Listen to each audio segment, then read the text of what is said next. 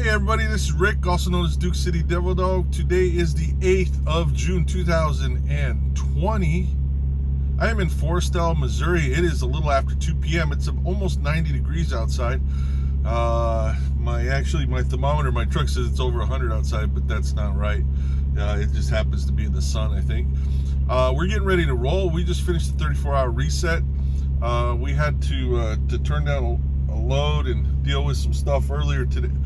This weekend because of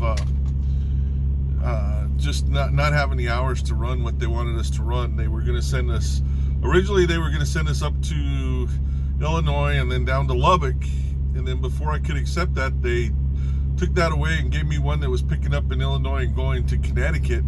Only problem with that is it was picking up in the middle of my 34 and there was no way I was going to be able to run it. So I ended up instead going and turning that down, and they gave me the original load back. So that works. But our pickup time is 4 p.m. today. We're less than an hour away from there. So it's 2 o'clock. We're gonna run it. I called to see if I could pick it up early because it is due on the 10th, late on the day on the 10th, and they said it wouldn't be ready till at least 4 o'clock. So that's why we didn't run too early and to get over there. It's been nice. Got to catch up on a few things. If you've noticed, I got to catch up on a lot of my video posts. We're going to try to keep up on that from now on. I'll do my best. We'll see. I've got some raw footage on other stuff that during that period of time where I didn't post, I did take some footage. I'm going to go through it, see if there's anything I can put together. If not, we'll just, let that sit aside and go from here. So anyway, if you've noticed on the last couple videos, I tried to look at parking as an issue, and that's what we're going to look at a little bit as we go. So as we go through this, and I see these things for you to see where all these trucks are parked or whatever, so you get an idea, if you haven't seen it, how difficult it is, because it's an important issue. Also, one thing, if you can notice, I did get a haircut. I was able to get here in the Missouri area. I had to go pick up something at Best Buy. I wanted to pick up a new Kindle reader, and I had a couple Best Buy gift cards, so I ordered it to go pick up over there. And as I was driving by, I saw Sports Clips that looked like they were open. So I called to see if they were doing just walk-ins or appointments, and they were doing walk-ins. So I had to wear a mask, but I did get a haircut. Finally, 3.5 months without getting a haircut, I feel human again. So anyway, we'll see how we're gonna get rolling here, and we'll see how things go. We'll see what we see on the way, and hopefully we'll have a really great day. So you guys stick with me, and we'll see what we see. Hey everybody, so we are in North St. Louis, Missouri.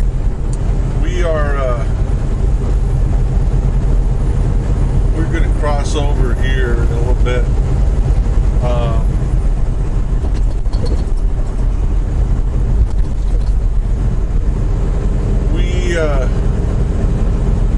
We're headed to Edwardsville, Illinois to pick up a load. I think it's a load of candy, I believe.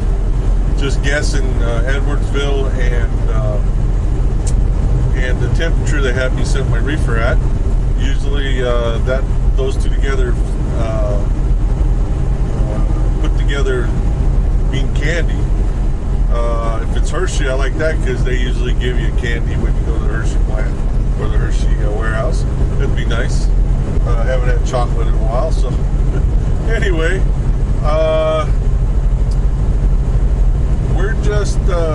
We're about 20 miles from our pickup point. We are scheduled for a 4 o'clock pickup. Right now it's 2:50, so we'll get there a little bit early. But when I called them to see if I could pick it up earlier today, they told me that it probably wouldn't be ready till 4 or 4:30. So hopefully closer to 4. And then hopefully we'll be able to get running. We should have, once we pick this up, all things considered, we should be able to run for about 9 hours this afternoon and this evening. So that'll get us shut down somewhere around midnight, give or take. So we're gonna try to have an idea about where we're gonna stop tonight. Not 100% sure right now, but we'll figure it out.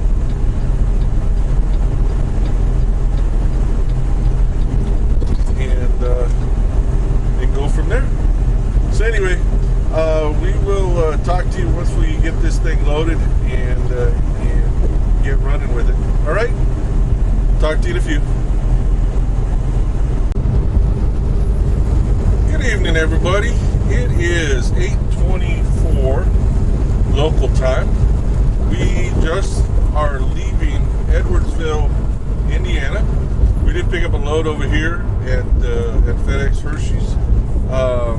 We're running to Texas, to West Texas. We got about 1,000 miles to run, give or take. We're gonna do only about 350 of that today. We got about 7 hours left on our clock. One of the things I always like about picking up or dropping off there at any Hershey place is they always give you candy. So they give me a couple of Hershey's, not Hershey, but Reese's peanut butter cup candies. So hey, I'll take those any day. But appreciate that. It's always nice when people when places treat you like that. You know, it's nice to feel appreciated. So anyway, we're gonna run for I said for about 4.5 to 5 hours, close to 5 hours, trying to get to Joplin, Missouri. Shut down there at Joplin 44, I think. If we can find some room there. If not, there's a couple other places around there. If not, we'll have a little bit more time on our clock that we can run it a little bit farther towards the southwest. But ideally, we'll shut down there at Joplin 44.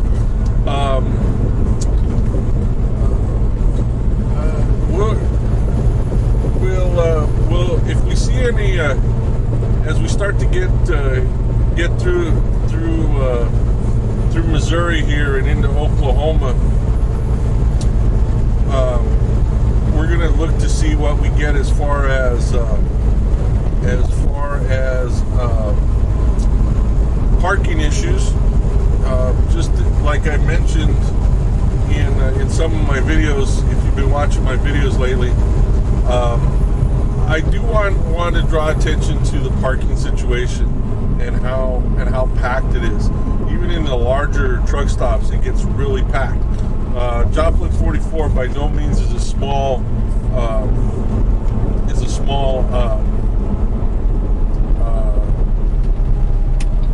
we got something going on up here.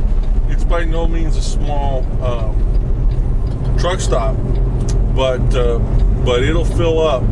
Or the other side of that is that the only thing that gets up left are the really, really difficult places to park. So this said, couldn't break our streak of not hitting up slow and go traffic. So that's where we're at here. I have no idea what's going on. We're quite a bit of ways from where the construction is over the bridges. So there's probably an accident up here. We'll get on the radio here and check it out in a second. Just a word of advice for truck drivers, especially new truck drivers, but even if you've been doing it for a while, if you don't have a CB in your truck, you're missing out. And yeah, the chatter's not the same as it used to be and everything like that. But for instance, up here in a minute, what I'll do is I will ask somebody what the correct lane to be in is going to be, so that we can minimize this problem here.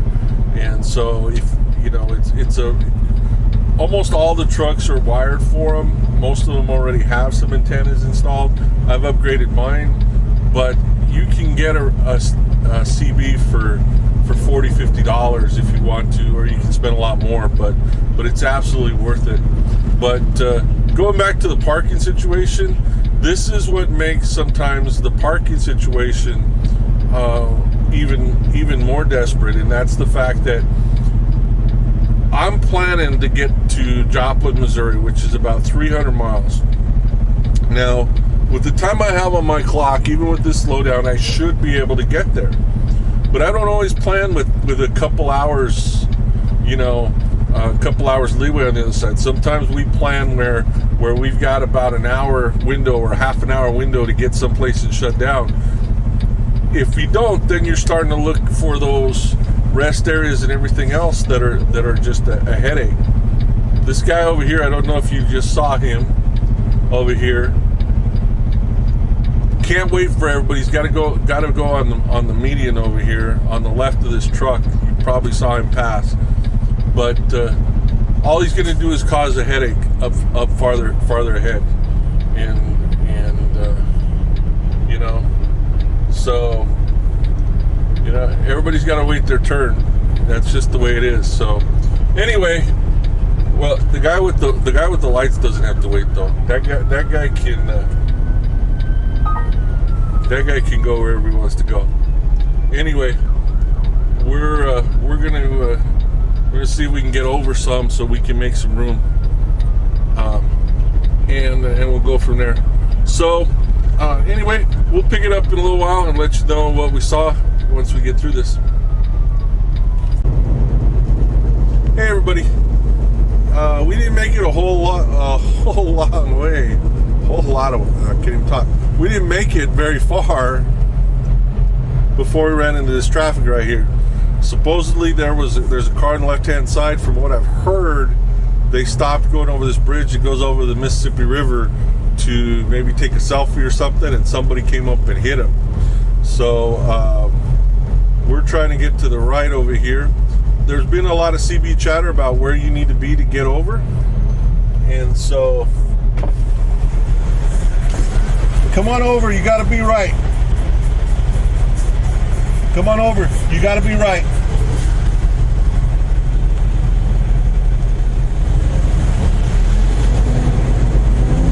Anyway, so we're going to help these people get in here.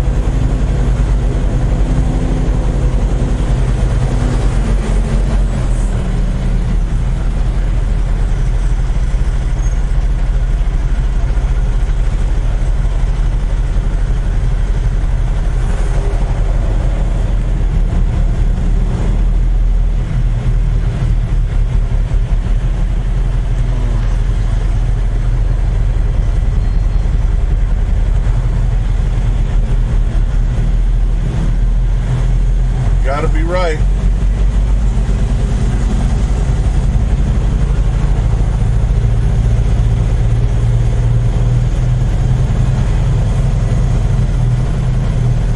Anyway, so see, I let all these people in right here, use my truck to protect this so that everybody could get in. And now we're gonna move through here and get through it.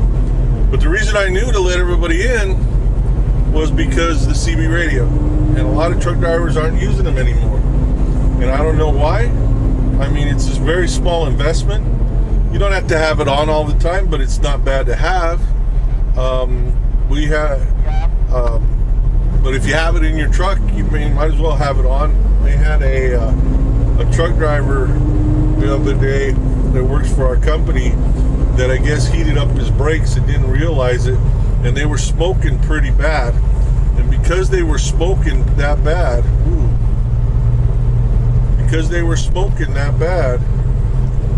they I don't know what the heck happened here. Anyway, they were smoking that bad. They tried to get him on a radio, but he didn't have a radio in his truck. And when they're smoking like that, what you're afraid of is that they're gonna just burst into flames, or the tire's gonna burst into flames, and then you got a huge issue. So having a CB radio would have been a help there. Same thing with this right here. Having a CB radio, everybody would have known. Hold on a sec. Look at this right here. Hey everybody, well, we didn't make it anywhere near as far as we thought we were going to make tonight. And part of it is weather. The rain started coming in. I guess there's some remnants of this tropical storm or tropical depression, crystal ball. And the rain started coming down. We wanted to get to Joplin, Missouri tonight, which we're about 135, 140 miles short of that. But it was getting to a point where the rain was coming down so hard that it just wasn't safe.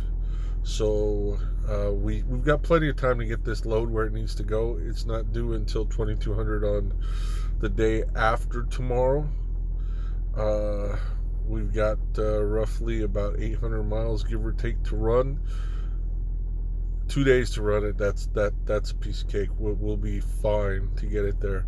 No sense in pushing it too much now. We tried to stop at a Love's that just a little ways back, but that place was packed. So we came up a little bit farther. I found a Stuckey's over here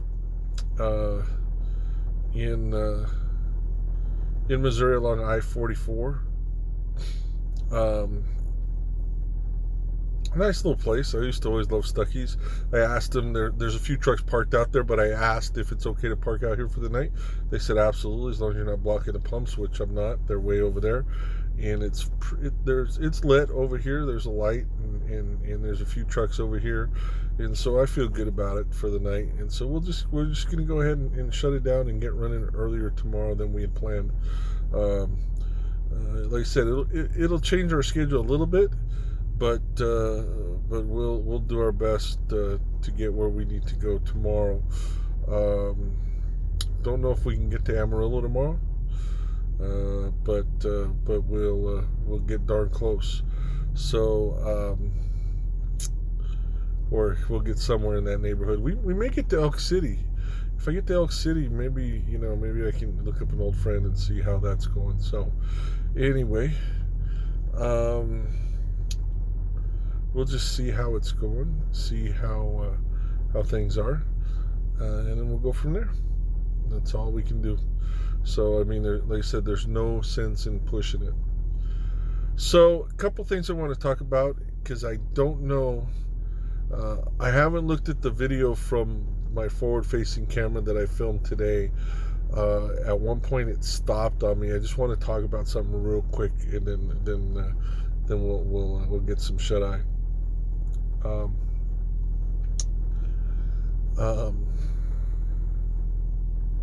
Sorry, I'm a little wet. I did my post out there with I had a little, not an umbrella, but a little hat or a little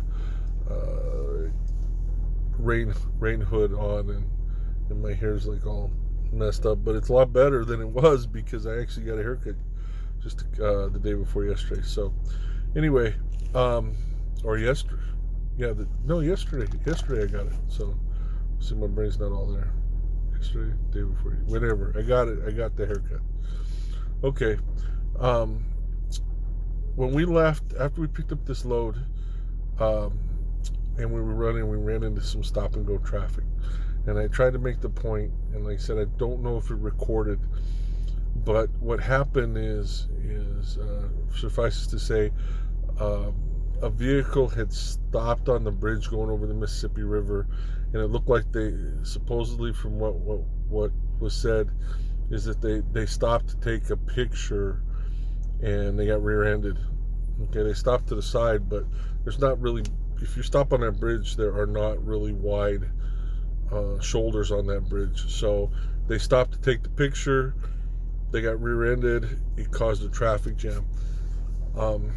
But it backed up quite a ways. And the point I was trying to make when we got to that, because it went back quite a ways, is the importance of having a CB in your truck if you drive a truck.